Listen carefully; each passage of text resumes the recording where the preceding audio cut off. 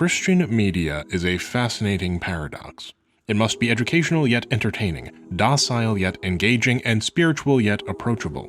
Despite the difficulty in resolving this paradox, though, a great deal of Christian media exists. There are Christian songs in almost every genre of music, from classic rock to metal to trance. There are Christian young adult novels, and Christian movies, and Christian soap operas, and Christian cartoons. A lot of this Christian media is rather inaccessible to non-Christians, but it does exist, and there is a thriving market for it. It is then a bit surprising to find that there aren't very many Christian video games, and of the ones that exist, there aren't very many good ones. The video games industry is absolutely massive and only growing. In the year 2020, MarketWatch reported that in North America, the video game industry's revenue was greater than movies and sports put together. And the industry itself is having an indie games renaissance, with independent game developers being given more attention and market access than ever before. Where then are the Christian video games? Is there something about video games or Christianity that is stifling the development of good Christian video games? We'll find out together. First, we'll define what a good Christian game is, then we'll look at how Christianity developed specifically in the United States, and see how American Christianity interacted with the fledgling emerging art form of video games back when video game development was based largely in the United States. Finally, we will expand our scope to the rest of the world and see how Christian themes have developed in video games outside of the US, before making a final prediction about the future of Christian games and offering some pointers to any developers who might be looking to make a good Christian game. But first, speaking of good games, why not try today's sponsor, World of Warships? I sometimes have the privilege of walking past the Intrepid aircraft carrier docked here in New York City. It's an incredible feat of engineering, and it's amazing to think that you could captain your own aircraft carrier in World of Warships. World of Warships is a free-to-play naval combat game with incredible graphics and tactical gameplay. You can choose from one of many ship classes. Play as a mighty battleship, a speedy destroyer, a reliable cruiser, an annoying submarine, or even an aircraft carrier. Join World of Warships' active and passionate player base on PC or console. Participate in one of World of Warships' many collaborations, which have included such varied collaborators as Transformers, Megadeth, and that one shipgirl gacha game, Azure Lane. What are you waiting for? Go and blow stuff up! Check out World of Warships by clicking on the first link in the description of this video, and as you register to play, enter the promo code BRAVO as in Alpha Bravo to receive a huge starter pack including 500 doubloons, 1.5 million credits, 7 days of premium account time, and a beautiful new ship. A big special thanks to World of Warships for sponsoring this video. For full disclosure, I myself am a practicing Christian, a member in full standing of the Reformed Church in America, the Dutch Reformed Church. This may surprise some of you, but despite my progressive values and being a proponent of a love-first approach to the practice of faith, I am Christian, and I grew up in the church. I hope that disclaimer is enough to get some of my fellow Christians to stick with the video and withhold their judgment until the end. But Mooney, I can hear some of my American viewers say. Wikipedia says that your denomination only has like 100,000 members. Can you really call yourself a Christian? Well, first and foremost, I'll have you know that the Reformed Church in America is in full communion with the Presbyterians and the ECLA, thank you very much. And second, well, here's something to chew on. As some of you know, I'm a native New Yorker, and the church I went to when I was but a boy was the Marble Collegiate Church. And I sat in those pews next to one Donald J. Trump. We went to church together. Now, as is evident, we ended up with rather different perspectives on social issues, but we were members of the same congregation. In any case, as a devout Christian who also happens to be quite fond of video games, I've participated in many a conversation about violence and immorality in said video games. These discussions often follow the same track and end up in the same place. It seems today that all you see is violence in video games and sex on TV, but where are those good old-fashioned values on which we used to rely? And why can't the children just play wholesome Christian games? Which then invites the question, what are Christian games exactly, and what makes a Christian game good? We could get very philosophical here trying to answer those questions, but let's see if we can get straight to the heart of the issue. The hypothetical asker of this question is asking about Christian games relative to unchristian games, which we can more easily define as games that are excessively violent, excessively prurient, or otherwise contain iconography, themes, or imagery that may offend a particularly sensitive Christian. As such, if an unchristian game is determined by its unchristian values, a Christian game must necessarily implicate Christian values. We'll explore what that means later in the video. For now though, with this understanding, let's construct a definition of Christian game. A Christian game is one that, number 1, espouses Christian values, number 2, directly implicates Christianity in theming, narrative, or marketing, and number 3, would be called a Christian game both by the intended audience and by its developers. To help lock in our definition, let's use literature as an analogy. Is The Lord of the Rings Christian literature? It ostensibly espouses Christian values, but it does not directly implicate Christianity in its theming. It does so only indirectly. Its author, J.R.R. Tolkien, is not always clear on whether the indirect Christian themes are intended or not. And the audience, likewise, is split on whether Lord of the Rings is Christian literature. Maybe is a perfectly legitimate answer to, is this a Christian game? Is the Left Behind series, though, Christian literature? It ostensibly espouses Christian values, but here perhaps values specific to certain denominations. These themes are intended by the author and understood to be Christian themes by the audience, and so it can be recognized as Christian literature even if some Christians of some denominations might not necessarily agree on the values expressed. Is Dante Alighieri's The Divine Comedy Christian literature? It directly espouses traditional Christian values and thought as intended by the author, and it has permeated Christian thought to the point where it is near canonical, and the audience understands that the work is an inherently Christian work. You can see that it isn't always clear what is and isn't Christian, but as Supreme Court Justice Potter Stewart once stated in his personal threshold test for obscenity in Jacob Ellis versus Ohio, I know it when I see it.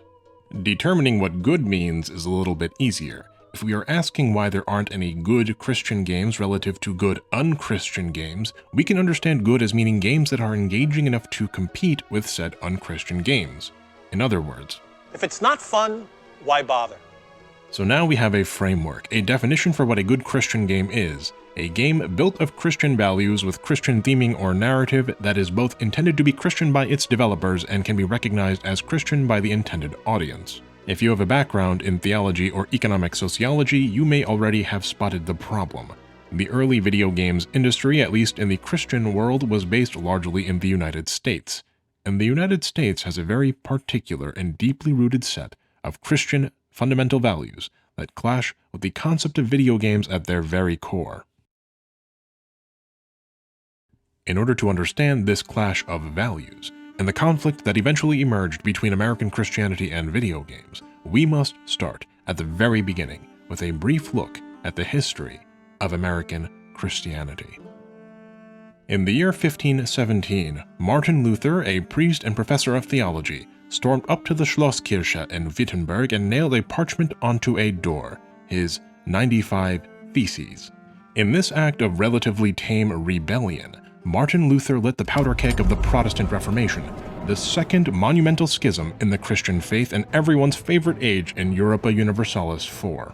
However, instead of cleaving relatively cleanly in two, as was the case in the East-West schism between the Roman Catholic and Eastern Orthodox churches, the Protestant Reformation caused a shattering, and many new denominations of the Christian faith emerged. Some of these denominations, like the Lutheran Church or the Reformed Church of John Calvin, grew slowly into mainstream denominations in Europe and the Americas that have resolved most of their core theological disagreements with the Catholic Church as of Vatican II, which we won't get into, and each other, agreeing that they are of the same Christian body. They all disagreed in the past on certain doctrinal issues, sometimes violently, but time heals all wounds, and the relationship between these denominations has reached a point that one might call friendliness. However, not all of the various Protestant denominations would settle down or establish a large presence for themselves in Europe. The Reformation, you see, never really stopped. Sure, there was the Peace of Westphalia, which ended the 30 Years' War and did much to normalize relations between Protestants and Catholics, but inside of the Protestant faith, the theological infighting never ceased. Some 20 years before the Peace of Westphalia, a group of English Protestants that we in America now call the Pilgrims made their way not from England, but from Holland to the Americas. They had originally left England to go to Holland in search of religious freedom. These Pilgrims were Calvinists, and their church, their denomination being separate from the State Church of England, was not tolerated. Even after arriving in Holland, though, these Pilgrims, these Puritans, found life quite difficult. The Pilgrim William Bradford, who served as the 2nd, 5th, 7th, 9th, and 11th governor of Plymouth Colony, in his writings tells us why. Holland, in his opinion, was plagued by the great licentiousness of youth. The young, in other words, were, and I quote, drawn away by evil examples into extravagant and dangerous courses, getting the reins off the necks and departing from their parents, to the great grief of their parents and dishonor of God. Boy, that sure sounds familiar, doesn't it? In other words, our kids don't want to stay in our strict religious community because they have better and more fulfilling opportunities elsewhere. And this frustration was so great that the Puritans uprooted from Holland, traveled across the Atlantic Ocean in the Mayflower, and founded the first permanent English colony after Jamestown, the Plymouth Colony. Now, finally, their children couldn't leave. If they wanted to leave, they could die alone in the American wilderness. The puritanical roots of American society that arrived on the Mayflower never really left.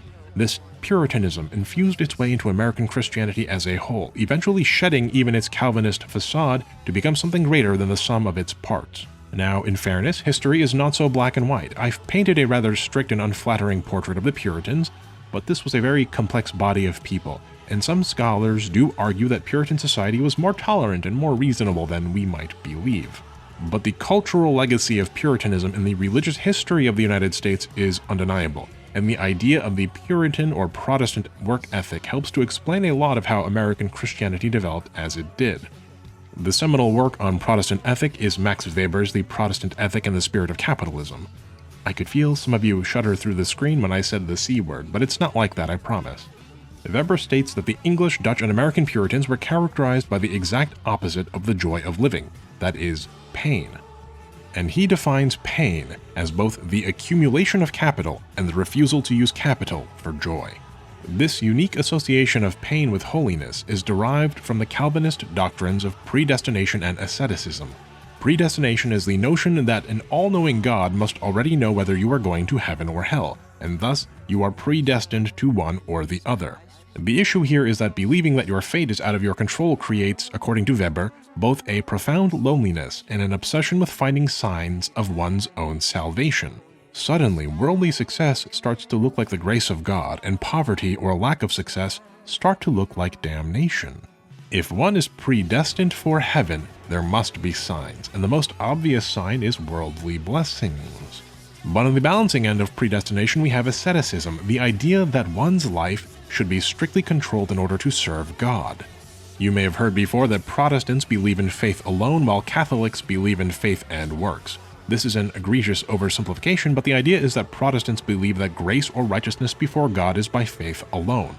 That's why John 3:16 is on your soda cups. God so loved the world, he gave his only begotten Son, that whoever believes in him shall never die but have eternal life. You know, if I had a nickel for every time that John 3:16 appeared in one of my videos, I'd have 2 nickels, which isn't a lot, but it's weird that it happened twice. Now, note the whoever believes in him shall never die part. The Protestant believes that salvation is by faith alone. For the Pentecostals, Baptists, and assorted evangelicals in the audience, you know that song, "In Christ Alone, My Hope Is Found"? It's like that. In Christ alone. The Catholics, though, don't have this notion of predestination, meaning that your place before God is justified, not determined, but justified by both faith and works. It's essential to have faith in Christ alone, yes, but your place hasn't been decided yet, and you need to grow into your salvation through good works. If the gift of grace is free, and if one is already predestined for heaven or hell, the only question of faith that matters then, according to Weber, is, am I among the saved? A singularly important question that can never be decisively answered, and this uncertainty, Weber says, produces the Calvinists' single-minded search for certainty. Though one could not influence God's decision by living a single-minded life that is devoted to the glorification of God, then one will have evidence of one's own salvation. This single-minded pursuit becomes a systemic way of life. Whatever you do must be to the glory of God, and leisure, or worse, pleasure, is a waste of God's time. There is no room in the equation for diversions. But what happens then when you combine predestination with asceticism and crank the zealotry meter up to 11? You get the Puritan or Protestant ethic. Worldly success, financial capital is proof of God's blessing, and one must refuse luxury or leisure in order to single-mindedly glorify God through one's labors. And it is this Protestant ethic that serves as the foundation to a very specific political rhetoric in the United States that informs many of the country's decisions: American exceptionalism. The idea that the American Christian is predestined for greatness, that not the country, not the American people as a whole, but that specifically American Christians and their values are distinct from that of all other peoples, a light unto the world. Quoting the book of Matthew, chapter 5, verse 14, Puritan John Winthrop states in his lecture, A Model of Christian Charity, in the year 1630, over a century prior to American independence, that his community of Puritans is as a city upon a hill. The eyes of all people are upon us. Past few days, when I've been at that window upstairs, I've thought a bit of the shining city upon a hill. The phrase comes from John Winthrop, who wrote it to describe the America he imagined.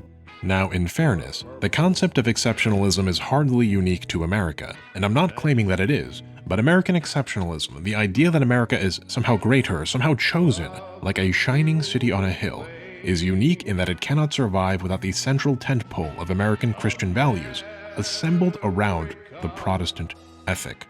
Unless one practices the abstinence of joy, unless one pursues wealth and status, unless one works hard and rests little, one cannot truly be American. And likewise, unless everyone around us is working hard and resting little, unless we are all on the same page, the country itself cannot truly be American, and thereby cannot be great.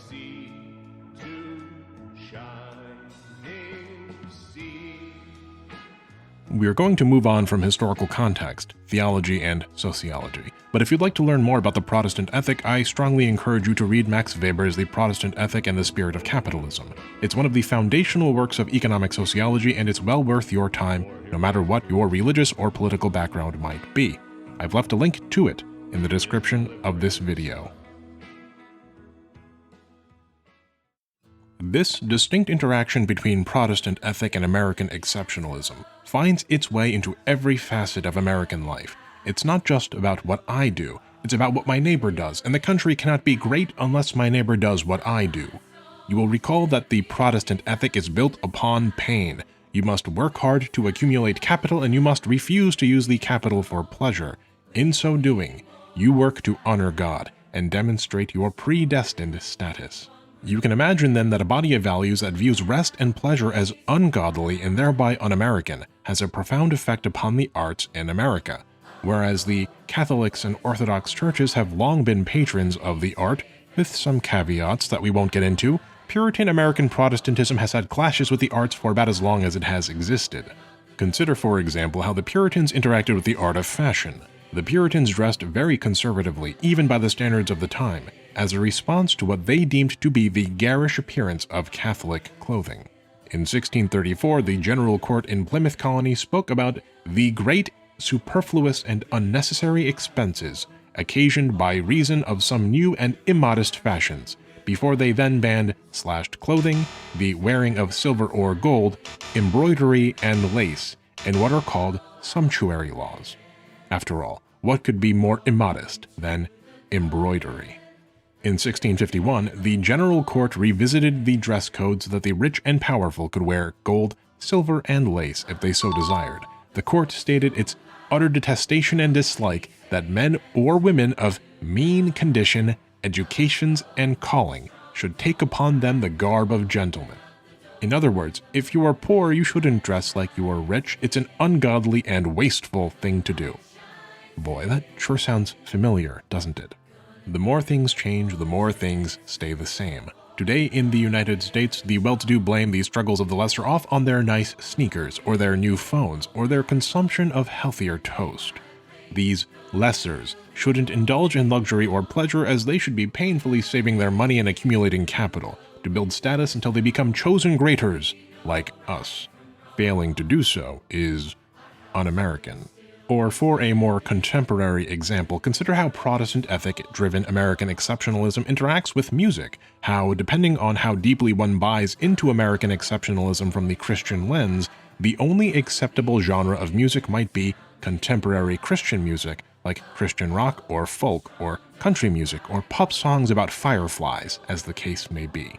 We should only consume music that has a purpose, like strengthening our faith, or at the very least consume music that isn't damaging to our faith by being too fun to dance to or too provocative. If we could all just do that and be godly people, America will become exceptional, as it is destined to be. Or consider how Protestant ethic and American exceptionalism interacts with sports. It's not okay to just play basketball with your friends. Sports have to be justified in some way as being good for your health, or good for college entry, or beneficial to a future lucrative career. Has anyone in the past 100 years actually played lacrosse for fun? Think about the soccer mom or the baseball dad yelling at their kid or the coach. The leisure aspect of sports becomes lost in the Protestant ethic. Sports cannot be fun for yourself. They have to be labor towards the glorification of God.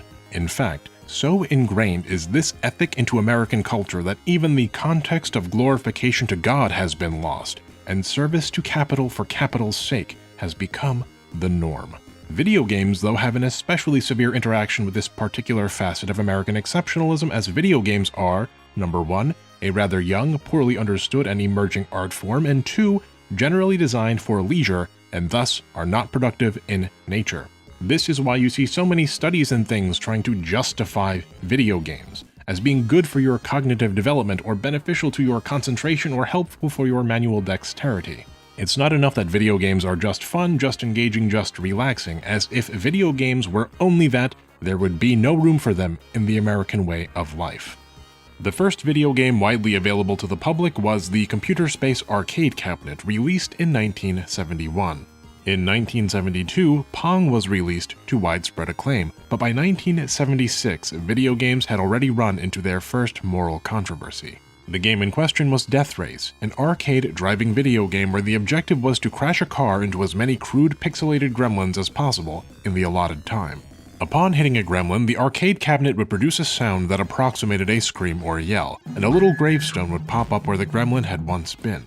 Now, 1970s American society was no stranger to violence. Lest we forget, the Vietnam War had only ended a year prior to the release of Death Race.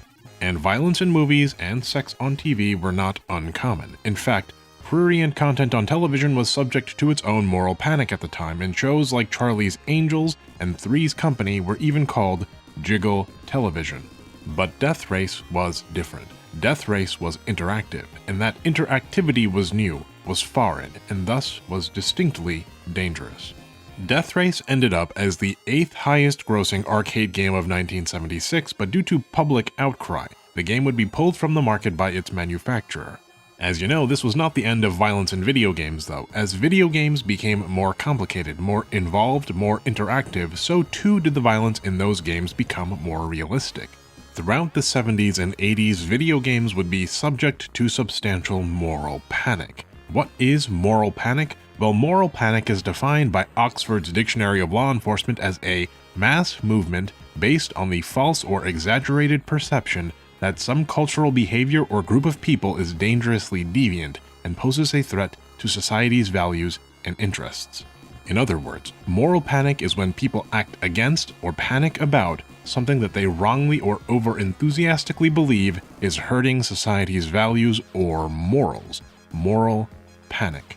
The vast majority of video games were both non-violent and really designed for kids, but the moral panic directed at video games wasn't really about the violence at all. The real moral issue invoking panic was that video games were becoming popular, and as an activity of leisure, were cutting into productivity in such a way that it was beginning to look un-American, un-Protestant.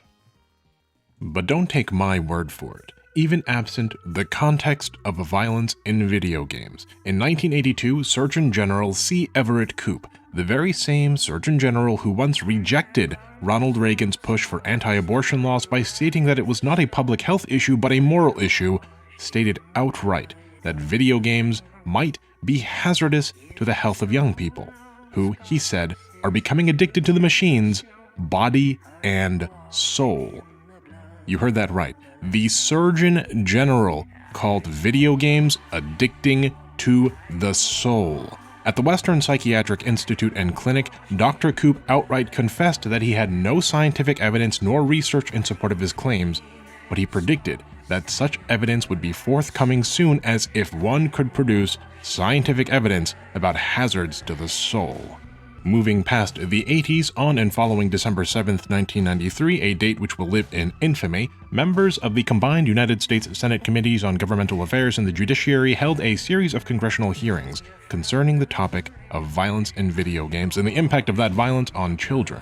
At the time, rather gory and violent games like Mortal Kombat and Doom were amongst the most popular games on the market. Simultaneously, gun-related homicides reached record heights in 1993, record numbers that hadn't been seen since the 70s. Democratic Senator Joe Lieberman stated prior to the hearings that he'd like to ban all violent video games, but that he couldn't due to the First Amendment, which, amongst other things, protects free speech. And during the hearings themselves, Senator Herb Kohl threatened the still rather young video games industry with a government-run regulatory body unless they could self-regulate and do something about content ratings. The industry's response was the establishment of the Interactive Digital Software Association, or the IDSA. And the IDSA, which we now know as the Entertainment Software Association, or ESA, itself established the Entertainment Software Rating Board, or ESRB. The logic was, perhaps, if the adult nature of certain games could be made very clear to purchasers, responsible parents would choose to buy age-appropriate games for their children. Such as Dr. Robotnik's Mean Bean Machine. That didn't quite happen, though, and video games remained an easy scapegoat for societal ills, even compared to television or movies. The elderly and aged amongst you might recall Jack Thompson, who filed the first anti-video game lawsuit in 1997, alleging that violent video games and for some reason adult websites were responsible for the Heath High School shooting of 1997. The apparently arbitrary inclusion of these prurient adult websites reveals to us the underlying logic for this lawsuit. Video games, like adult websites, are a source of immorality. It's not just that they are violent, they belong in the pornography box of un-American, un-Christian materials. The suit, James v. Meow Media Incorporated, was filed in the Sixth Circuit, where it was dismissed for failure to state a claim on which relief could be granted, amongst other things. The Circuit Court's decision was then affirmed on appeal. As for our righteous moral crusader, Mr. Jack Thompson, he would be disbarred by the Florida Supreme Court in July of 2008 for making false statements of material fact to the court, engaging in prohibited ex parte communications, accusing a judge of being amenable to fixing cases, sending courts offensive sexual materials, falsely accusing opposing attorneys of conspiracy, etc., etc. I won't go through the entire timeline of video games interacting with American morality. I think you get the picture. In 1998, the release of Grand Theft Auto caused moral panic. In 1999, the moral panickers blamed the video game Doom for the Columbine massacre. In 2005, as the United States was embroiled in the war in Iraq with all of the violent imagery that entails, Senator Hillary Clinton held a press conference concerning what she felt was an immediate danger, putting all American youth at risk: violent video games. Clinton said, and I quote, "It is almost routine in popular games for players to spray other people with Uzis, to drive over pedestrians, to kill police officers, to attack women, and in some cases even to engage in cannibalism." She would further state that this policing of video games was not about government censorship or regulation of content. Let me ask all of you, if it isn't about regulation of content, then what is it about? Clinton states quite simply it is about protecting children and empowering parents. In other words, it's an issue of morality and of values. Meanwhile, in reality, the top 5 selling games of 2005 were a non-violent racing game in Gran Turismo 4 at number 1, a football game, Madden NFL 06 at number 2, Nintendogs at number 3, Pokemon Emerald at number 4, and Mario Kart DS at number 5. In the top 10, there were 2 arguably violent games, Resident Evil 4, a horror game, and Star Wars Battlefront 2, which is Star Wars, a film whose violent content was considered tame even in 1977. Senator Clinton then proposed a bill prohibiting the sale of M-rated games to those under 17, and more seriously, authority for the FTC to get directly involved in investigating game ratings and authority for consumers to register complaints with the FTC for misleading game ratings. aka allow the morally panicked public to police video game content. And consider this, despite this bill allowing people to police ratings, ratings were never the stated issue, and nobody had a problem with ratings inaccuracy. The issue was purely moral. This character over here is called Mewtwo. Every time that you see Mewtwo, he's in this pose. 3 fingers. It means hail Satan. So Pokemon is a game that teaches children how to enter into the world of witchcraft, how to cast spells, how to use psychic phenomena, how to put to work supernatural powers against their enemies, how to fantasy role play. Pokemon world is a world of the demonic.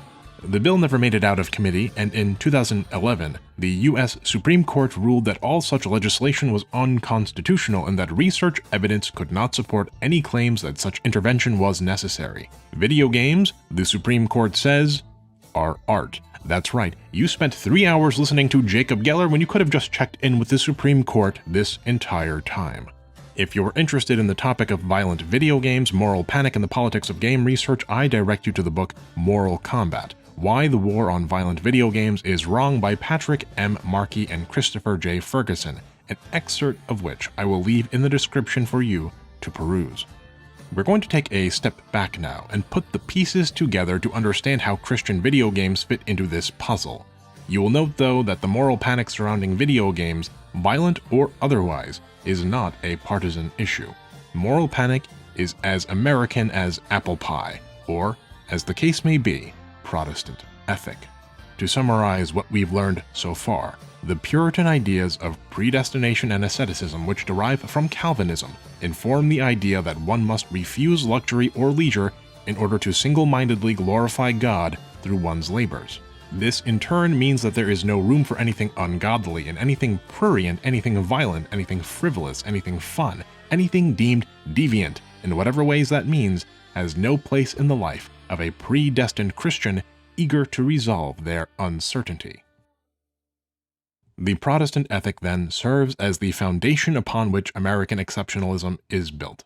The belief that the United States is somehow extraordinary when compared with the rest of the world and is destined for some unusual greatness if we can merely embrace the values that make us American and thereby great: hard work and thrift, strictness of the body, of the mind, of the spirit, and of the wallet, in the service of God's plan. The Christian video game, then, is an interesting conundrum. There are plenty of video games that explore Christian themes or use Christian imagery or iconography or offer critiques of Christianity in its myriad forms. But let us remind ourselves of the definition of a Christian game, derived, as you recall, from what a Christian considers an unchristian game. A Christian game is one that, number 1, espouses Christian values, number 2, directly implicates Christianity in theming, narrative, or marketing, and number 3, would be called a Christian game both by the intended audience and by its developers. Okay, Mooney, I can hear you say, but all this time I've wanted to tell you that I'm actually from Spain and I'm Catholic, and we don't share these Protestant values, and in our value system, and by our consideration as an audience, Blasphemous is actually totally a Christian game. And that's fair. Look, very fair point. But as we'll discuss towards the end of the video, we are seeing more Christian games in part because the video games industry has expanded globally, and potential Christian video game developers may not necessarily be influenced by American Christianity. A different definition of good and a different definition of Christianity changes the equation. In any case, we started the video off by mentioning the Christian media paradox. How does one espouse Christian values in entertainment media when one of the core Christian values that we are espousing is not to have fun when we could be working? How do we turn this leisure activity into something that is suitable for God's plan? Well, the answer that almost every Christian game developer seems to arrive at is, let's make the game educational. If our players are learning the Bible or about Jesus, then their time isn't being wasted with leisure. It is instead constructive and productive. It is faith-building. Now, don't get me wrong, educational games can be a lot of fun. Some of you may remember the Magic School Bus games or Mind Maze on the Encarta Encyclopedia CD. Or Oregon Trail. Why, noted Twitch streamer Douglas makes a living playing educational games like Pajama Sam and Freddy Fish. Jumping Jehoshaphat. But the difference between marine biology, problem solving, or American history and Christian values is that marine biology can be fun and Christian values aren't supposed to be. Which brings us to problem number 1. There aren't good Christian games because so many of them are designed to be overly educational and thus unfun. In other words, the games are too didactic. This was a much larger problem with older Christian games. We'll see as we continue that this issue, the most obvious one, was somewhat addressed as the genre of Christian games evolved. Consider, for example, Captain Bible and Dome of Darkness, a Christian video game released in 1994 by Bridgestone Multimedia Group. The game's plot sounds like it should be fun. Robots trap a city of humans in a dome of darkness. The Bible Corps manages to make a hole in the dome so that Captain Bible can be beamed into the city. Your goal is to enlighten those in the dark by collecting Bible verses. MyAbandonware.com user I Am Not Legend writes the following concerning Captain Bible and Dome of Darkness, and I quote, "As a kid, I had a lot of fun battling through the cybers and saving the people trapped in darkness. Playing this game again, I can only come to one conclusion. Young me was either easily amused or had a temporary stroke of idiocy. To give Captain Bible credit, it is one of the better religious games I've played." He continues by stating that the game's problem is that it is too repetitive, the messaging too heavy-handed, bordering on what he calls blunt force trauma. The game is too educational, too Christian, and thereby both not that fun and overly preachy. A different player, Tron, states, "This isn't a game, this is a study tool, and an awesome one at that. Seriously, I could quote 100 Bible verses off the top of my head after playing this for a week." You hear that, folks? 100 verses. But it's not a game. And that's the important takeaway. Consider also the Christian Game Boy game NIV Bible and the 20 Lost Levels of Joshua, released in 1996. The game cartridge contains the entirety of the New International Version Bible, a Bible word game derived from the board game Memory, a Bible-themed version of Hangman, and a crude side-scrolling game. Again, this so-called game is more of a study tool, not a game. The word games are designed to teach you Christian words and verses, and the Bible is, well, the Bible. And the entire game is poorly put together, poorly presented, and not very fun. However, some Christian games do manage to be fun. If they can get past the fun hurdle, they run directly into hurdle number 2, which is that Christian games tend to be derivative, meaning they are not new or interesting games themselves. They are merely worse versions of existing ideas. Consider the words of noted American philosopher Hank Rutherford Hill, who states the following concerning Christian rock music. "Can't you see you're not making Christianity better? You're just making rock and roll worse." You're not making Christianity better, you're just making rock and roll worse. The game Bible Adventures was developed by Wisdom Tree and features a collection of 3 games based on Old Testament stories. There's Noah's Ark, where you have to round up animals and food and bring them to the ark. There's Baby Moses, where you play as Moses' sister Miriam and try to keep Moses from being harmed by enemies by carrying him over your head like one might carry a vegetable in Super Mario Bros. 2. The third game is David and Goliath, where one controls David and tries to herd sheep and avoid predators before fighting Goliath with a sling. Even by 1991 standards, though, the game faced heavy criticism. Sean Baby of Electronic Gaming Monthly placed Bible Adventures as the 19th worst game of all time. Games Radar was a bit more charitable and placed Bible Adventures as the 68th worst game ever made. What's the problem here? Well, the game was criticized as being, say it with me, overly didactic and highly derivative. In this case, of Super Mario Bros. 2. What does Bible Adventures bring to the table that Super Mario Bros. 2 doesn't do better?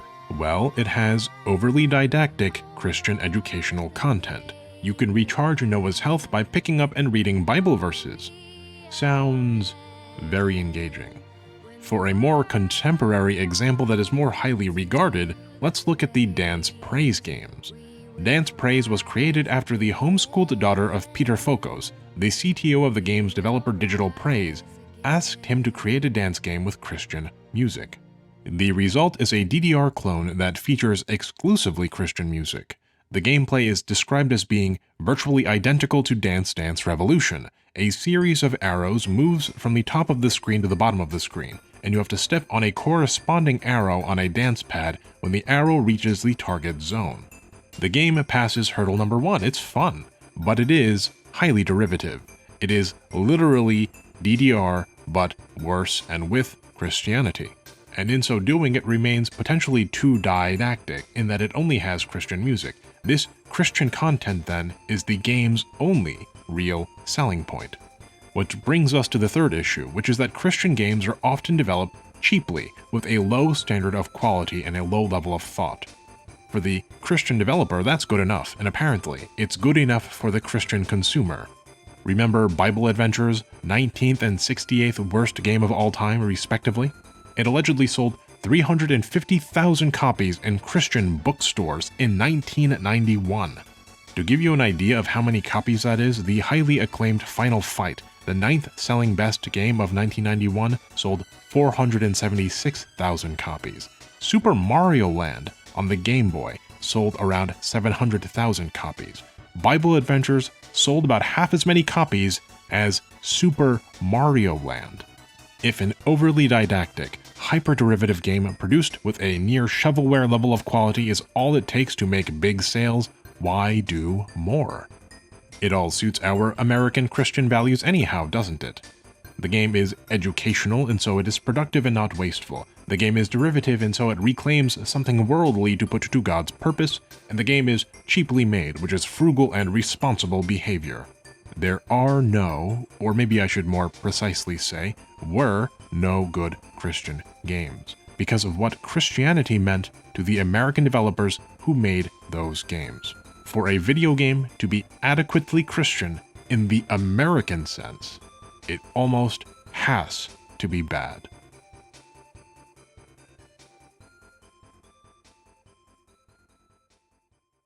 With all of this in mind, can Christian games be good? I alluded to this earlier, and this will surprise my fellow Americans, but there are Christians around the world that don't have the same body of Protestant values that we have built our identities around. You may remember from the beginning of this video that I am a Calvinist, a member of the Dutch Reformed Church. It is my denominational ancestors who are responsible for Protestant ethic in American society. But here's something curious. While American society readily embraced Puritan values, Calvinist theologians, the nerdiest and most bookish of all theologians, I posit, began to evolve and progress the theology of Calvinism past the Protestant ethic.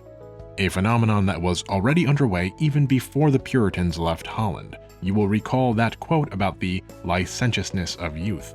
Holland is in the Netherlands. It's Dutch. The Pilgrims fled to Holland from England because they shared in Calvinist belief, and then from Holland to the Americas because the Dutch were progressing in their Calvinist belief.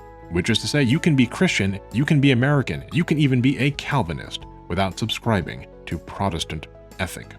This having been said, if you are a Christian and you want to make a good Christian game, you have one of two options. Number one is don't be an American Christian. If you remember our hypothetical Spanish viewer from before, there are ostensibly Christian games that are Christian through other lenses and pursuant to other definitions of Christianity. Number two, however, is if you are an American Christian, to reject that deeply embedded, at times subconscious, Protestant American ethic while designing your game.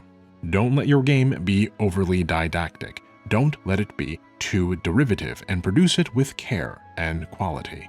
In my research, I found only one clear example of a good Christian game, the narrative-driven game That Dragon Cancer, developed by Numinous Games in 2016, which artfully tells the story of a family's struggle with cancer and faith through a decidedly Christian lens. It's heart-wrenching, it's meaningful, it's relatable, and it's approachable even for non-Christians. It talks about Christian values without smashing you over the head. It is creative and artistic and beautiful instead of being derivative. It's a quality game that tells a compelling story, and it's made with attention and love. It is possible to make a good Christian game, and I think it's possible without even necessarily having to make the game itself less Christian. The caveat, though, is that a good Christian game does need less of something. A good Christian game needs to be less American. Going backwards all the way now, the problem with Christian games is that to be Christian, these games almost have to be bad. Christianity makes for bad video games because Christian games were and probably still are largely made by Americans, and American Christianity is built from the Protestant ethic, which punishes leisure, detests joy, and loves work. And the Protestant ethic, you will recall, comes not from the Bible or from any theologian. It comes from personal uncertainty. Protestant ethic isn't Christianity. It is the Calvinist coping mechanism for the uncertainty surrounding predestination. Protestant ethic is our fault, not God's fault. It comes from our, speaking now to the Christians, lack of confidence, our lack of faith, our ego. If we Christians can overcome our lack of confidence, if we can do that by accepting the uncertainty instead of fighting it, if we can overcome our egos by better understanding ourselves and others, if we can realize our faith through love instead of spite, we can do more than just make better Christian games. We can make the world a better, more loving, more empathetic place for everyone. I've been your host, Mooney. Go in peace. And thank you for tuning in to Moon Channel. And now it's time for Silly Songs with Mooney, the part of the show where Mooney comes out and sings a silly song. We are not pirates, we don't do anything. We download emulators that lie around. And if you ask us if they do anything, we'll just tell you they don't do anything. Well, I never download a ROM and I never play it either. And I've only made a backup to a physical CD. And I've never been to ROM sites and I've never torrent either. And I've never used a cryptographic key. 'Cause we're not pirates, we don't do anything. We just back up ROMs that lie around. And if you ask us if they do anything, we'll just tell you That it's really only for preservation purposes, actually. and they don't do anything.